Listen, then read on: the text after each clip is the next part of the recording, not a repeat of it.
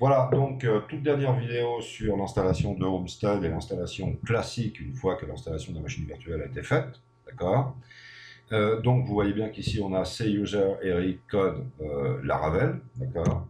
Donc on va se rappeler qu'effectivement, bah, c'est là où ça se situe, hein.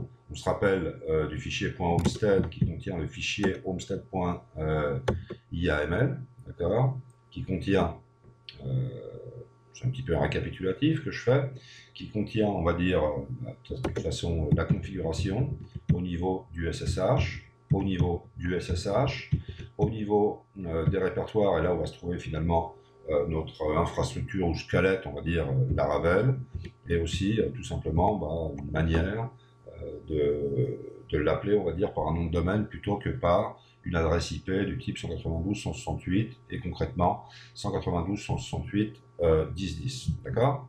Donc là c'est un petit peu une mise en situation, donc on se rappelle un petit peu de ça, du point SSH donc pour le SSH, de Vagrant parce qu'il faut l'installer, de VirtualBox, ensuite du répertoire Homestead, mais attention, comment dire, c'est pas là où se trouvent évidemment nos fichiers. Hein.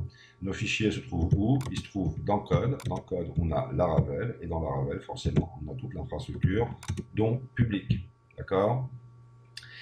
Si je vais sur l'index PHP, par exemple, depuis ici, bon, là c'est Dreamweaver qui va se lancer. D'accord. Ok. Alors, on va regarder un petit peu ce qu'il y a dedans. Non, en fait, c'est pas par là que j'aurais dû passer, je suis désolé. C'est absolument faux. C'est pas ça du tout. En fait, ce qui est important ici, c'est les routes, d'accord, mais je ne vais pas passer par là. C'est-à-dire qu'en fait, ça, ok, c'est ce qu'on voit ici. Hein, c'est user, Eric, code, Laravel. C'est user, Eric, code, Laravel. Donc, je viens depuis ici, je clique, d'accord, puis on va aller voir les routes. Alors, les routes, c'est dans app, HTTP, et on ouvre la route. Voilà. Et la route, qu'est-ce qu'elle fait? Rappelez-vous, route get, ça veut dire qu'en fait, si tu m'écris un get et que tu m'écris un slash, soit le nom de domaine, à ce moment-là, je vais exécuter une fonction anonyme, donc fonction car fonction évidemment, et une fonction ça renvoie quelque chose, donc forcément ça veut dire qu'il y a un return.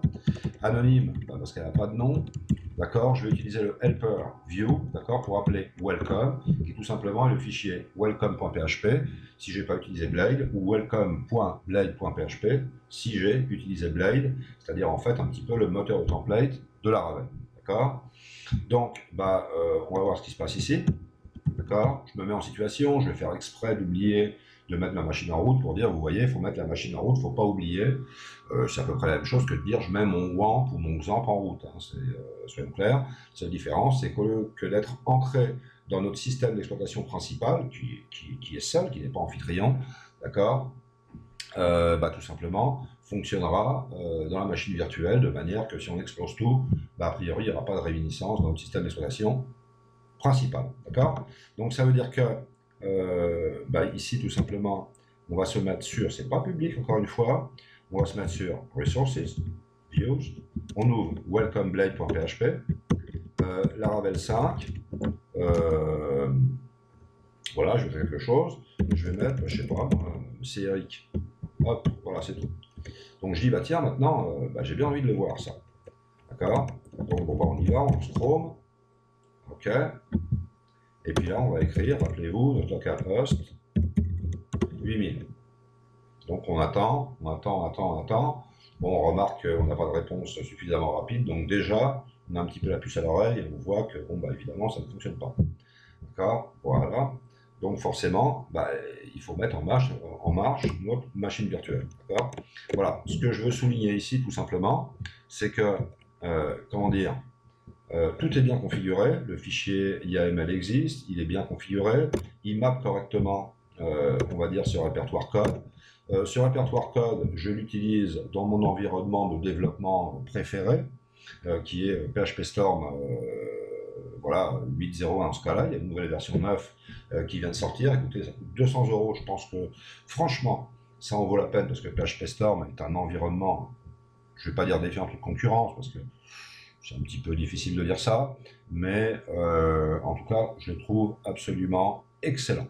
Donc, je ne vais pas dire mieux que Sublime Text, mais enfin bon, je discutais avec des gens, ils me disaient s'il prend PHP Storm, et puis voilà. Bon, je veux pas dire... j'aime pas trop les comparaisons, mais enfin, toujours est-il que dès le moment qu'on choisit, on compare quand même. Donc, c'est un petit peu clair. Ceci dit, je ne sais pas utiliser Sublime Text de manière suffisante pour pouvoir le comparer de toute manière. Je ne sais pas utiliser PHP Storm 8.0.1 de manière suffisante pour pouvoir les comparer. Si vraiment j'étais une bestiole dans chacun des deux, là, je pourrais peut-être le comparer, mais c'est très difficile parce qu'il y a toujours un qui a ce que n'a pas l'autre et vice-versa. Il y a des points communs. Bon, voilà. Hein. Voilà. Donc, forcément, ça ne marche pas. Donc, ce qu'il faut que je fasse, c'est lancer la machine virtuelle. Donc, je me répète un petit peu. Ce que je veux souligner, c'est que on a tout bien configuré, on a créé correctement la machine virtuelle, on a les fichiers là où il faut, on pointe sur ces fichiers depuis notre environnement de développement, on peut déjà travailler dessus, mais évidemment, on n'a pas lancé la machine virtuelle. Donc, de la même manière que dans une installation classique avec une infrastructure PHP, qui a été installé manuellement ou de manière assistée avec du WAMP, du XAMPP et du EasyPHP pour Windows par exemple. Ok. De la même manière qu'il faut lancer par exemple, je sais pas, XAMPP, mettre en marche Apache et MySQL tout en sachant que PHP est en marche, là il faut mettre en marche aussi la machine virtuelle. Donc forcément si je veux le vérifier, eh bien il faut que je mette ma machine virtuelle et pour ça il faut que je la monte. D'accord. Alors évidemment ça va pas être mount, non, ça va être un hop, c'est parti. Et avec ça, là, on termine. Je peux dire que, maintenant, si vous avez suivi les vidéos, vous êtes au niveau de faire une installation classique 1, une installation classique 2, donc basée sur infrastructure Apache, PHP, MySQL.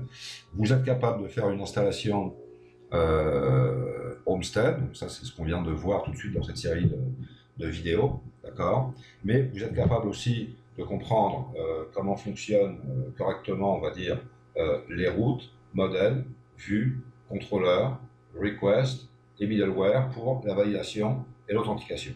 Donc c'est-à-dire que vous avez déjà, je me parle un peu à moi-même quand même, un pied dedans pour dire bon maintenant là, voilà, ça commence à y aller. J'ai la connaissance suffisante pour pouvoir vraiment rentrer dans la Ravel. C'est-à-dire que là, je pense qu'on a quand même une belle introduction. Je ne sais pas combien de temps durent mes vidéos, mais je crois qu'il doit y en avoir pour 8-9 heures. Alors évidemment, après, il faut faire les choses par vous-même et ça prend aussi du temps. Mais je pense qu'en l'espace de, je sais pas, 20, 25 heures, 30 heures peut-être, vous pouvez commencer déjà à devenir fluide. Allez, on va dire en une semaine, dédiée, 50 heures, vous êtes déjà semi-fluide dans la Ravel. D'accord. Moi, ça m'a pris plus de temps, largement. C'est pour ça que je fais ces vidéos. Si ça vous fait gagner du temps, franchement, ça n'en sera que mon plaisir. Et puis soyez sympa, dites merci des fois. Donc voilà, donc ça a priori ça marche. Et donc ce que je fais là ici c'est ça, F5, en croisant les doigts, et voilà, la Ravel 5C Eric, c'est très clair. Rappelez-vous que ça aussi on peut le faire par Homestead App, d'accord, c'est la même chose, qui pointe sur 192, 168, 10.10. Voilà, ça fonctionne. Ok, je crois que je n'ai plus rien à dire du tout. On a tout vérifié, d'accord. On a installé l'infrastructure PHP si tant est qu'elle ne l'était pas. On a mis le pad, je ne suis pas sûr que ce soit obligé ou non. VirtualBox, on l'a installé, la variable d'environnement est optionnelle. C'est bon à mettre au cas où on a un problème, mais sinon c'est pas obligé. Le Vagrant, on l'a installé aussi et le pad se met automatiquement. On a installé la Homestead Vagrant Box, on a installé Composer, d'accord. Lui, je crois qu'il met aussi le pad de manière automatique. On a installé le Homestead Clean Tools, d'accord. On a installé le répertoire de configuration Homestead pour qu'il crée le fichier de configuration IAML. On a installé Git, Git Bash, pour cloner le repositoire Homestead. On a refait un bash init.sh qui n'était pas vraiment obligatoire pour recréer l'Homestead IAML. Bon, il m'a dit, est-ce que tu veux écrire dessus, tout simplement. Bon, voilà. Et ensuite, on a configuré correctement, en faisant bien attention de mettre nos routes absolues, parce qu'on n'est pas en Linux, on n'est pas en Mac. D'accord. Donc ça, c'est fait. On a créé le répertoire code avec la Ravel et public, et puis un fichier très simple pour dire, tu vois, je marche. Okay.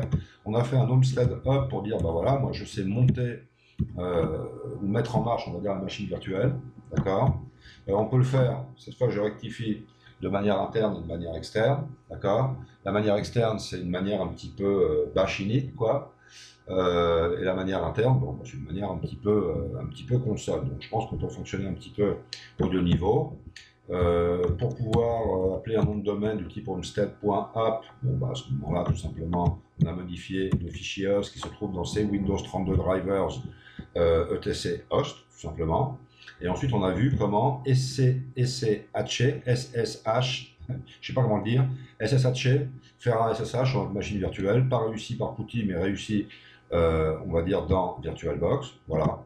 Et puis une fois qu'on a fait tout ça, qu'on a installé, je dirais, toute l'infrastructure ou tout l'écosystème, on va dire, virtuel, ok, et bien dans ce cas-là, on a fait une installation très rapide via l'installateur de Laravel installé via Composer, et ensuite, tout simplement, Laravel proprement dit, directement dans le répertoire, et si ce n'est pas dans le répertoire, vous le glissez lâché, et a priori, il n'y aura aucun problème. Fin de cette série de vidéos, j'espère que ça vous a plu.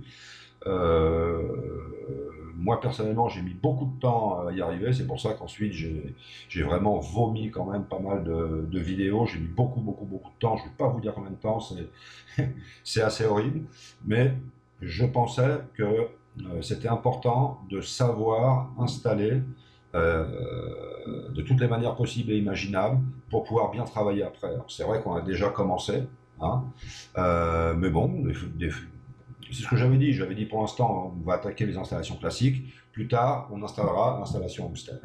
Voilà, donc voilà, tout simplement. Okay, fin de la vidéo, fin de la série de vidéos, amusez-vous bien. Moi je vais continuer à étudier Laravel, on va dire, je ne sais pas combien de temps d'ailleurs, parce que je suis dedans, je suis vraiment dedans. Je continue à travailler avec du PHP pur, parce que j'ai pas beaucoup de temps de PHP derrière moi, je dois avoir à peu près 3 mois, pas plus. Toutes mes interfaces administrateurs, mes formulaires, etc., je les fais en PHP pur, mais j'ai quand même dans l'espoir, tout simplement, utiliser Laravel, et c'est pour ça que je dépense quand même pas mal de temps dedans. Voilà, donc à bientôt, et surtout, bon Laravel et happy coding. Salut!